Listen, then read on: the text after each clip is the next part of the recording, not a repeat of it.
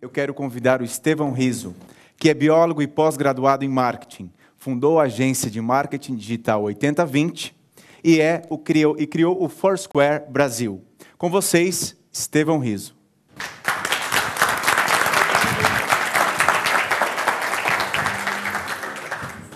Tá funcionando? Poxa, eu falo alto, mas não é tanto. Bom, boa noite. Eu acho que a minha meta, quando me chamaram aqui, exatamente pelo fato de eu trabalhar com marketing, era dar um ponto de vista diferente do que vocês viram na palestra anterior com o professor Tomazelli, acho que até das outras palestras. O meu trabalho com geolocalização é envolvendo redes sociais. E acho que para contar isso, até como eu não tenho um suporte visual, como o professor Tomazelli falou, eu vou tentar contar um pouco da minha história com a geolocalização. Até, como já me apresentaram, eu sou formado em biologia e pós-graduado em marketing. O que aparenta ser um pouco louco, mas faz sentido. Então, assim, a minha primeira interação com o aparelho de GPS foi na faculdade. Segundo ano de faculdade, um professor meu pediu para a universidade, em 2002, comprar um GPS para a gente trabalhar. E para ele poder justificar essa compra, ele teve que fazer um curso de quase uma semana para aprender a usar um aparelho de GPS. E aquele aparelho era extremamente técnico. E a única coisa que a gente fazia com aquele aparelho, na época, para mim, era a gente ia para o meio do mato, taguear árvore e bicho, né? E eu achava que GPS, para mim, naquela época, o GPS, e a interação com o espaço, na realidade, para mim, só servia para aquilo, para um uso extremamente científico. Então, a gente ia para o meio do mato e marcava as árvores, então a gente usava aquele aparelho para voltar na árvore um tempo depois. Então, assim, para mim era isso, era extremamente técnico. Eu acabei me formando e fui embora do Brasil, e quando eu cheguei na Itália, eu tive minha segunda interação com o aparelho de GPS, que foi eu aluguei um carro, eu não sabia andar, né, na Europa, e o carro que eu aluguei já vinha com GPS. E eu percebi o seguinte, que de repente aquilo lá não era mais algo extremamente técnico, era uma coisa que podia influenciar a minha vida, né? E ainda assim era uma tecnologia cara, e era uma coisa que não era, para mim, na época, ainda não era para o dia a dia das pessoas. Depois disso eu mudei para o Canadá, e lá eu tinha um amigo maratonista. E ele usava o GPS, ele tinha um relógio com o GPS, ele usava para marcar a corrida dele. Então, ele conseguia ter informações extremamente precisas do caminho que ele fez, da velocidade que ele tinha, da inclinação do terreno, e ele usava isso para aumentar a precisão e para melhorar o tempo dele, né? Então, assim, de repente, algo que para mim só servia para marcar bicho no meio da floresta começou a fazer sentido no uso das pessoas do dia a dia. Ainda assim, algo distante, para mim, algo de precisão. Mas aí foi quando, nessa época, eu voltei para o Brasil e comprei um smartphone, eu comprei um iPhone, e esse celular ele já fazia uma coisa que ainda não era um GPS, ele tinha um sistema de triangulação de antena. Então, ele conseguia me localizar dentro do mapa, mas não ainda com uma precisão grande. Então, ele era interessante, eu já comecei a perceber que eu podia usar aquela tecnologia no meu dia a dia, então eu conseguia achar uma rua, eu conseguia me localizar no mapa, mas ele ainda era muito fraco, porque ele dava um erro de 5, 6 quadras. E mais ou menos nessa época, com o meu primeiro celular já com capacidade de me localizar no espaço, eu conheci o Foursquare, que acho que foi um dos motivos por que eu fui chamado aqui. E o meu primeiro contato com o Foursquare foi, que negócio idiota. Para que alguém vai querer ficar contando para os outros onde está? E outra, para que eu preciso de um aplicativo que faz isso? Eu posso simplesmente dizer, né? Eu estou no shopping. Para que eu preciso de um aplicativo que diga para as pessoas por mim que eu estou no shopping? Então, assim, mas como a gente trabalha com marca, a gente falou, não, vamos divulgar isso e vamos ver o que acontece quando essa ferramenta começar a funcionar. E eu moro numa cidade que ela é menor que um bairro de São Paulo, né? Campo Grande, a capital do estado, ela tem 800 mil, aproximadamente 800 mil habitantes. E a gente começou a divulgar o Foursquare lá muito antes do resto do Brasil. Então, o Campo Grande, mesmo com 800 mil habitantes, chegou a ser a terceira cidade mais presente no Foursquare no início dele. E quando as pessoas começaram a usar o Foursquare, aquilo começou a fazer sentido para mim. Porque eu abri o Foursquare e eu no aplicativo eu percebi onde os meus amigos, na realidade, a maior parte deles mexem muito com a internet, eles são os early adopters, né? As pessoas que adotam cedo as tecnologias. Então, eu abri o Foursquare e, de repente, eu vi onde todos os meus amigos estavam. Então, eu falei, opa, começou a fazer sentido. Eu já não precisava mais ficar ligando para todo mundo, de um em um, para saber onde eles estavam. Então, começou a me poupar a ligação, começou a acelerar o meu processo. Então, eu achava um amigo que estava num lugar mais perto, que eu queria ir encontrar com ele sem mesmo ligar. Então, começou a fazer sentido. Mas, ainda assim, aquilo não era algo útil para o meu dia a dia, a não ser para isso. Só que o que aconteceu? A gente percebeu que quando a gente começou a usar, quando você faz o check-in, não sei, para quem não usa o Foursquare, que é quando você avisa o sistema, né, eu estou em tal lugar, ele te dá ponto. E o ser humano tem uma coisa muito interessante com ponto. Se alguém faz mais que você fica incomodado. E aí a gente começou a ter uma competição pelo tal dos pontos. Por quê? Simples competitividade humana. Por que a gente quer ver que o nosso time ganhe no futebol se não vai fazer diferença para a nossa vida? E a gente começou a concorrer com aquilo. E a gente começou a perceber que, além dos pontos, ele te dava medalhas. Então, assim, que é chamada de badges, né? Então, você sai muitas vezes de madrugada, você ganha badge de baladeiro, e assim por diante. Então, a competição começou de quem tinha mais badges, de quem tinha mais pontos. Uma outra coisa interessante, se você faz um check-in muitas vezes no mesmo lugar, você vira prefeito. Então, aí a gente achou mais uma competição. Quem tinha mais prefeitura, quem tinha mais ponto, quem tinha mais medalha. E aí eu percebi uma outra coisa. O check-in ele dá uma quantidade de pontos, mas quando você registra um lugar novo no sistema, ele te dá mais pontos. Então, o que a gente percebeu foi que quem estava na competição começou literalmente a mapear a cidade inteira. Eu tenho um amigo extremamente competitivo que ele saiu, ele passou uma noite inteira e ele mapeou uns 30 lugares, de bicicleta. Simplesmente pela pura diversão de ganhar. E aí me caiu a ficha que o Foursquare tinha entendido uma coisa que quase ninguém, quase nenhuma rede social do mundo tinha percebido. Eles estavam usando o que hoje usa-se o termo gamification, né, que é você usar conceitos de jogo para transformar, às vezes, uma coisa não tão interessante em algo divertido. E eles estavam usando o conceito de crowdsourcing, que é você usar a massa, né, a multidão de pessoas, para te ajudar a construir algo maior. Então, assim, nenhuma outra rede que eu tivesse visto tinha conseguido usar com tanta propriedade, de uma vez só, os dois conceitos. Então, eles estavam... Vocês imaginam o seguinte, o Google, né, com o Google Maps e com todas as ferramentas de geolocalização, ou até o próprio Apontador, que é uma empresa brasileira que faz isso, eles pagam um volume de pessoas para cadastrar essas informações. Mas eles nunca vão conseguir pagar tantas pessoas quanto o Foursquare estava colocando para trabalhar de graça. Então, assim, e aí eu percebi, eu falei, cara, esse negócio é genial, isso vai estourar. Então, assim, o que a gente fez nessa época? A gente percebeu que era uma rede com muito potencial, só que ela era em inglês, o que dificulta um pouco para o brasileiro. Ela exigia um smartphone com internet, então que colocava ela para uma categoria de população ainda muito restrita, né, em 2009, quando a gente começou a mexer com isso, mas que aquilo ia funcionar.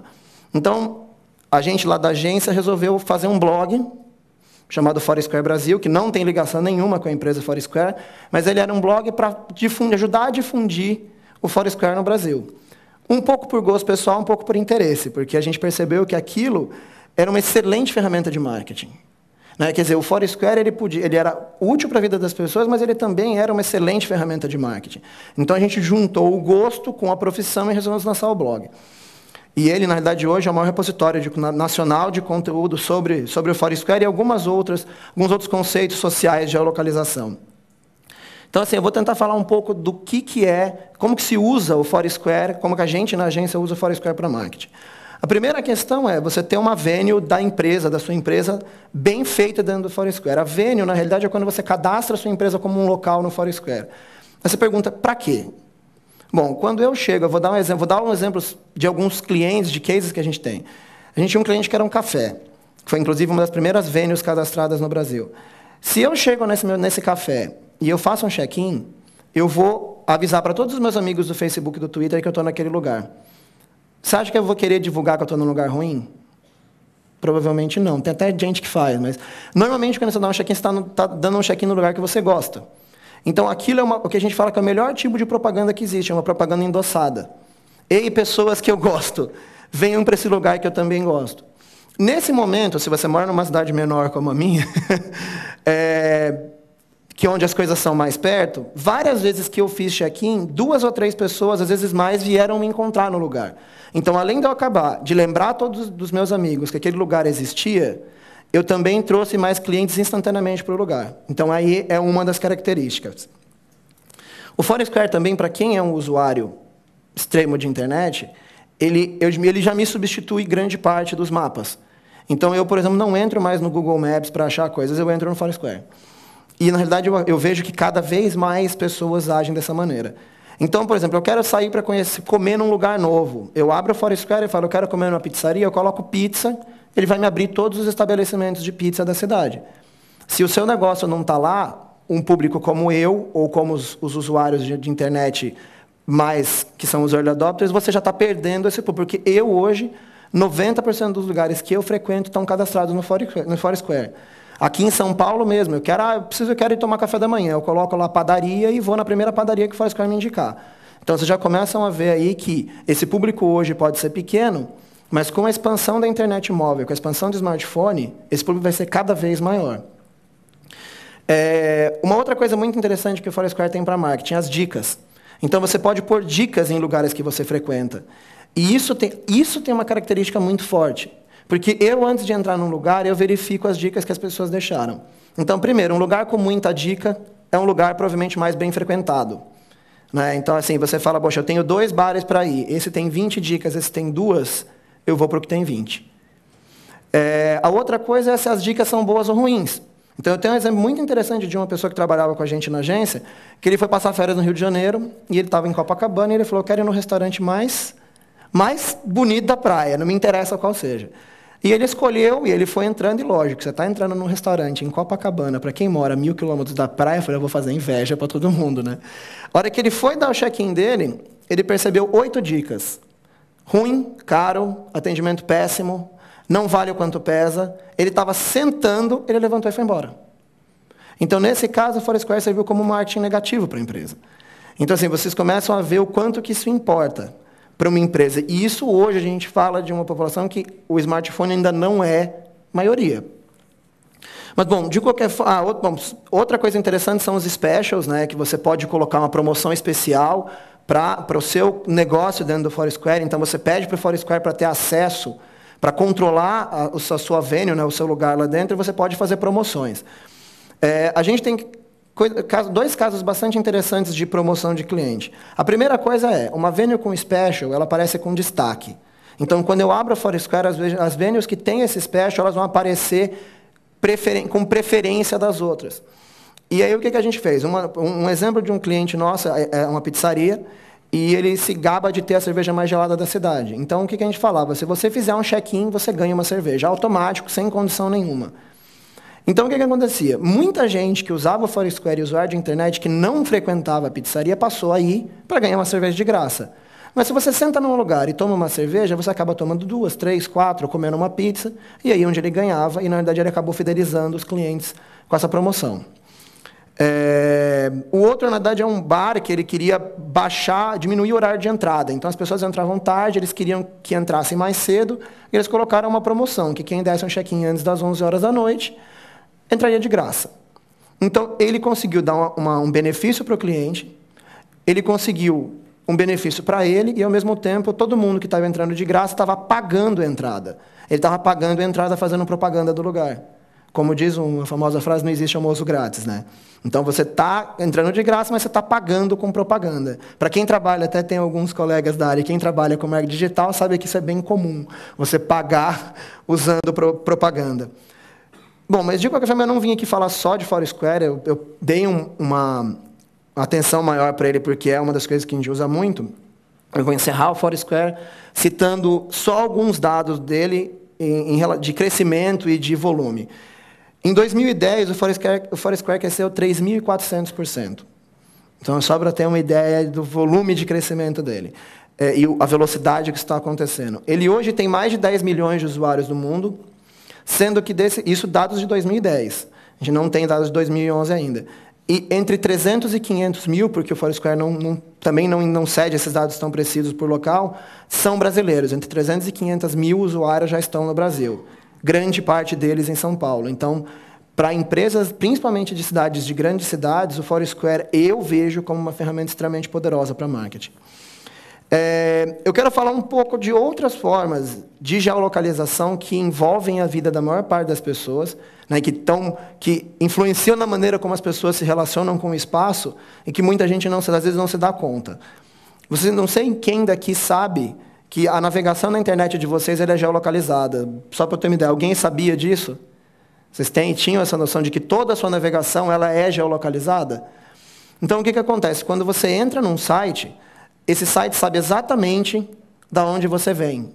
Muitas vezes com a precisão do bairro. Então, é por isso que, muitas vezes, quando a gente entra em site estrangeiro, aparece uma propaganda em português para a gente. Muitas vezes, tem quem não sabe disso, fala, mas, poxa, como é que... E muitas vezes a propaganda fala da sua cidade, né? Ela vai falar, você que mora em São Paulo... E aí muita gente não consegue entender. Poxa, eu estou num site nos Estados Unidos e está me vindo propaganda em português.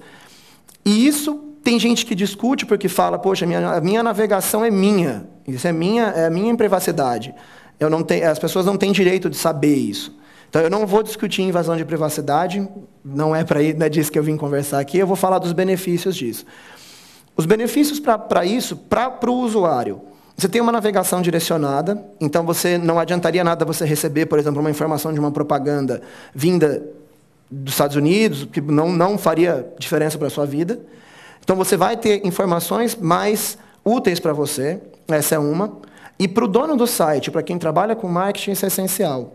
Então, o dono do site ele sabe da onde vem a maior parte dos leitores dele, ele sabe como direcionar o conteúdo que ele vai produzir, ele sabe como aumentar acesso de uma determinada área que é interessante para ele.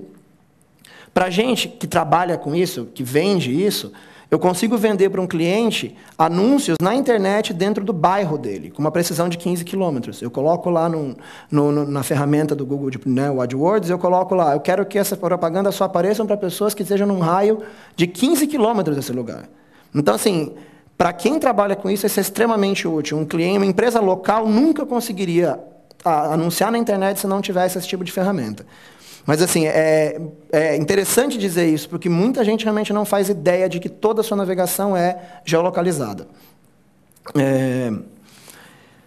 Outra coisa que eu acho muito interessante falar, as redes sociais, elas já estão, a maior parte delas hoje já usa geolocalização. Então, o Facebook tem o Facebook Places, o Twitter tem a geolocalização dele. E aí muita gente pergunta, para quê? O que interessa para o Facebook usar geolocalização? Isso está no conceito básico de rede social. Para que as pessoas usam redes sociais? Para dividir a vida delas. Elas querem ser mais com elas, querem que as outras pessoas conheçam elas querem ser entendidas.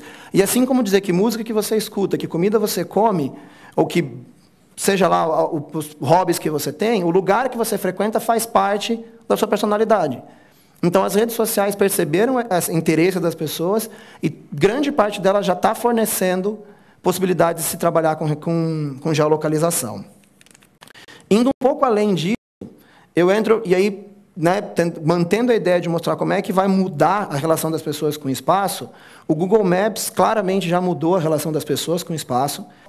Então, quando você tira uma foto com uma máquina fotográfica ou com o seu smartphone, um iPhone, um Android, ele embute nessa foto dados de geolocalização. E quando você sobe essa foto para o seu computador, ele tem programas específicos que posicionam essa foto no mapa. Primeira pergunta, para quê? Vamos supor que você fez uma viagem e você passou por 10 praias diferentes. Praia é praia. Praia vai colocar, todas elas nas fotos vão parecer exatamente iguais. Um bando de água salgada com areia na ponta.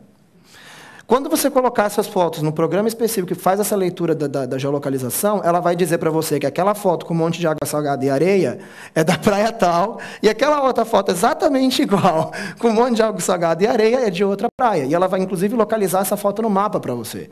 Então, assim, olha como essas tecnologias que a gente acha que são extremamente distantes e futuristas já estão mudando a relação das pessoas com o espaço hoje.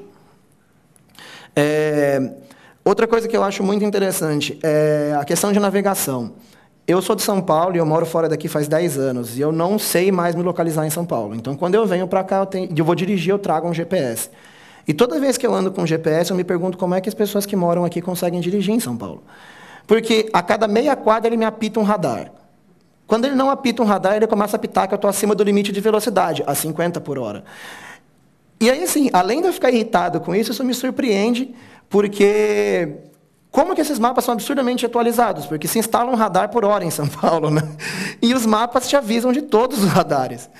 Então, a velocidade com que a informação de geolocalização está acontecendo e que ela está mudando a vida das pessoas é muito maior do que a gente que não trabalha com isso consegue enxergar. A Nokia, por exemplo, anunciou, isso eu não testei, não sei até que ponto é verdade, que ela já tem dados de trânsito em tempo real nos sistemas NOVE, né, que é o sistema de mapas dela. Então, assim, eu vi, por exemplo, um carro da Fiat que você entra no carro e você diz para onde você quer ir, ele capta a sua voz e coloca o endereço. Então, você imagina esse carro com todos os dados de velocidade, de radar, de trânsito, ele vai conseguir te dizer qual é o melhor caminho, ou qual é o caminho mais rápido, te avisar o radar, te avisar a velocidade da via. Então, assim, olha o quanto que isso influencia na sua vida hoje. O quanto que isso simplifica. Você pode viajar para qualquer lugar do mundo e você não vai precisar para pedir uma única informação. Então, assim, não é futuro, é realidade atual. Eu vou agora, na verdade, sair um pouco do convencional e eu vou falar de algumas de ferramentas um pouco diferentes, inclusive. A gente já falou das mais óbvias e eu vou tentar agora... Algumas úteis, extremamente interessantes, outras nem tanto. Mas aí não cabe a mim julgar. Tem uma ferramenta que chama-se Waze, que é a ideia que você construa um mapa, como disse o professor Tomazelli, colaborativo. Então, a ideia dela é que ela pede que você ande com o seu smartphone ligado, para ele ir registrando e comparar aquele mapa do seu carro andando com os mapas atuais, para ver se realmente, para aumentar a precisão dos mapas. Mais que isso, ela pede para você inserir informações sobre o lugar. Então, se um cruzamento tem muito acidente, se uma rua é muito esburacada, e coisas dessa natureza. Então, o que acontece? Além de você ter todas as outras informações, você imagina que você está andando e o seu mapa te avisa, o próximo cruzamento tem um número de acidentes elevado. Será que você não vai diminuir a sua velocidade? Então, assim, e essa ferramenta ela ainda não é popular, ela começou a ser divulgada agora, mas vocês imaginam quando esse tipo de coisa começar a realmente afetar a vida das pessoas? A outra ferramenta que eu acho que é a minha favorita, ela ainda não é popular também, eu acredito que vai ser, chama-se Local Mind. Quando você faz um check-in no Foursquare ou em qualquer outro sistema que tenha check-in, seja Facebook Play, seja Goala, qualquer um, eu não sei exatamente quais já estão ligados com ela, ela vai te posicionar dentro do sistema dela como estando naquela região, e até um determinado tempo após, né? Se eu, por exemplo, estou indo viajar lá para Florianópolis, eu não conheço ninguém em Florianópolis, o que eu faço? Eu posso mandar uma pergunta para a cidade, mesmo sem necessariamente conhecer alguém. Aquela pergunta cai para Florianópolis, para todas as pessoas que usam o Local Mind naquela cidade, e aí a pessoa pode perguntar, como é que está o clima aí? E uma pessoa pode responder para mim, está quente, está frio. Então, de repente, além de eu ter todas essas informações que eu já tinha, eu posso ter informações de uma pessoa que está lá, no momento, sem mesmo nunca ter ouvido falar e nem saber quem me respondeu. Então, assim, eu acho que essa é uma das ferramentas que, quando estiver funcionando com mais força, vai influenciar muito a vida das pessoas. Tem várias outras, mas assim, o tempo é limitado, então eu vou resumir as mais que eu acho mais interessantes. E agora eu vou citar algumas que eu diria que são engraçadas. E sim, já tem uso inútil para geolocalização. Tem uma das ferramentas que, para mim, eu acho que é a mais divertida de todas, e inútil, chama-se Paixão Nacional. E não é a paixão por futebol nem por cerveja. É a paixão por uma região bem específica do corpo feminino. É uma ferramenta, até eu diria, um tanto machista. Mas ela pede que os usuários dela tirem fotos dessa região específica do corpo feminino e postem geolocalizadas. E aí, quando você vai sair para ir para uma casa noturna, você pode escolher a casa noturna que tem uma frequência maior de mulheres com essa região avantajada. Se é útil ou não, não cabe a mim discutir. Como eu percebi, até eu fui entrar nela uns dias antes de vir para cá, eu vi que ela está bem atualizada, então tem gente que está achando ela bem útil. Deve estar fazendo bom uso dela, inclusive.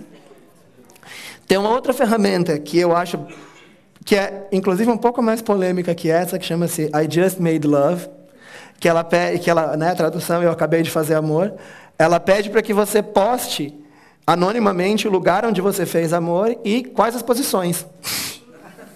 Então você pode saber na sua cidade quais são os lugares mais interessantes para se fazer amor. Também qual é a utilidade disso, né? Cada um vai saber dizer e vai fazer o uso que achar melhor. Acho que a mais polêmica dela e a última que eu vou citar hoje é a Please Rob Me, que tradução clara, por favor, me roube.